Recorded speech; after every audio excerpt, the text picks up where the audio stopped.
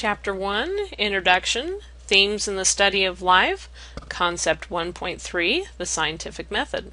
At the end of this recorded lecture, I want you to know the steps in applying the scientific method and be able to identify them in a novel situation. I also want you to be able to use the scientific method to design an experiment and be able to identify what is inside and outside of science. In this lecture, we're going to talk about the scientific method in general, making observations, forming and testing hypotheses, experimental controls and repeatability, theories in science, and what is outside science. The scientific method is a way of collecting data and analyzing it to determine if it answers a question. Previous to the scientific method being developed, people used various methods of answering their questions, with varying levels of success. The scientific method has been the basis of our current first world technology. Personally, I'm glad for indoor plumbing and lights that I can turn on anytime I want them.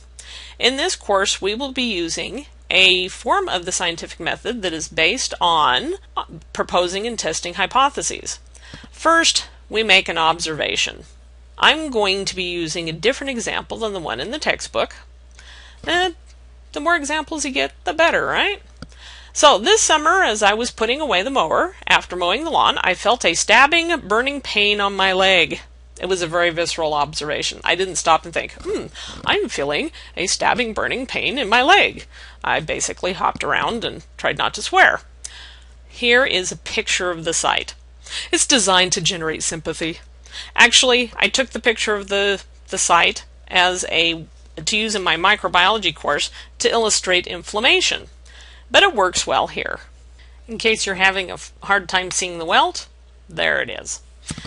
Closely followed by the observation is the question, what stung me? The observation and the question tend to occur so closely that we have a hard time separating them, but it's good to make sure you understand the difference between an observation and a question. Also notice that I made the assumption that I was stung. It could have been a bite, a stab, or the first sign of some strange new skin disease. But we will stick with my initial question, my initial idea that a bug of some sort got me. So I made a tentative answer to my question, or in scientific terms, I made a hypothesis. But first I had to draw on previous observations. Assuming that I had been stung or bit, there were three prime suspects. Honeybees, which I had seen visiting the clover blossoms on the lawn while I was mowing. Spiders, of which I had seen evidence of in the form of several webs along the lawn fence border while I was mowing. And yellow jackets, of which I'd seen several hovering around my carport over the past several days. Since I keep the mower in the carport, I hypothesized that a yellow jacket had stung me, since I had seen them closest to where I had been stung. I tested my hypothesis by first looking under my pant leg. I did that immediately, in case you're wondering, upon feeling the pain, without consciously forming a hypothesis. There was nothing there, which seemed to support my hypothesis that the cause of the pain was a flying insect. Next, I looked around the underside of my carport roof, searching for wasp nests. I didn't see any. I also didn't see any webs, which was odd, and I didn't see an unusual concentration of bees. My test tended to falsify my hypothesis. I limped into the house, and whatever it was went away in 3 days. In science, we try to have controls. Controls are the same experiment, but without the variable we are testing. So a control for my experiment, if I were to do such a thing, would be to obtain a honeybee, a spider, and a yellow jacket from my yard, and allow each to sting or bite my leg. Because I had seen it happen, I would know what had caused the welts, and they would be the controls. I then would compare the results with the unknown bite. Not being that dedicated to science, I was willing to stop the experiment and didn't perform these controls.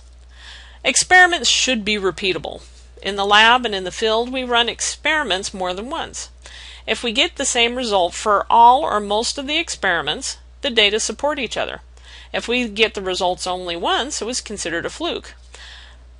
Unfortunately, I repeated my experiment. The next time I mowed the lawn, I felt the same pain again. Again, nothing up my pant leg.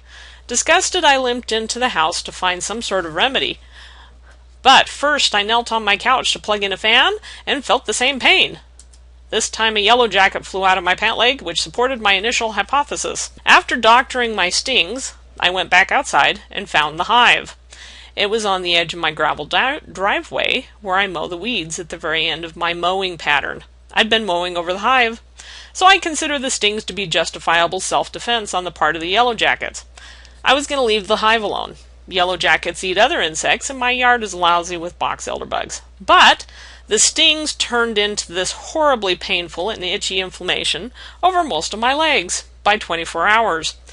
By the way, in the pictures, the black marks are where the urgent care doctor had marked the edge of the inflammation with black Sharpie, so that we could test the hypothesis that the prescription that he gave me would prevent the inflammation from continuing to spread.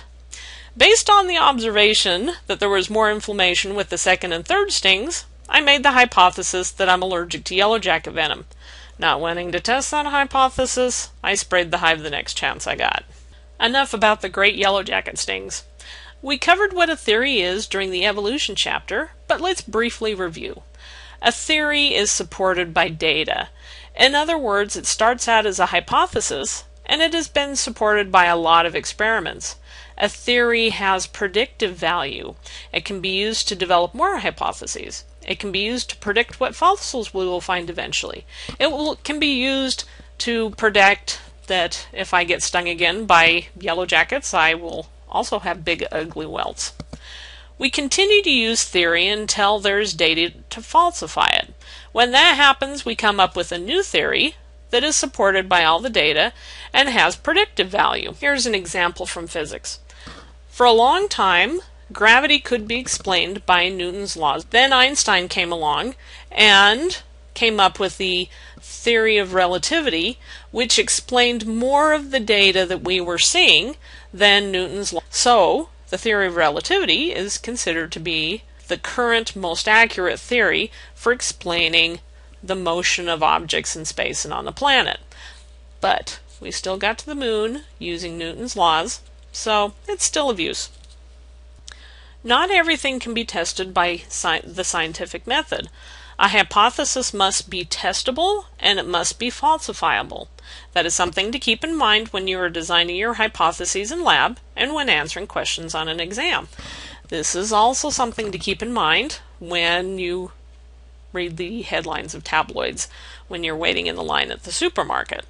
Well, that's it for this concept. I hope I haven't given you too many heebie-jeebies with my great yellow jacket sting examples. Now, I want you to make sure that you know the steps in applying the scientific method and to be able to apply them in a novel situation, be able to use the scientific method to design an experiment, and be able to identify what is inside and what is outside science. In other words, what can be tested by science and what cannot.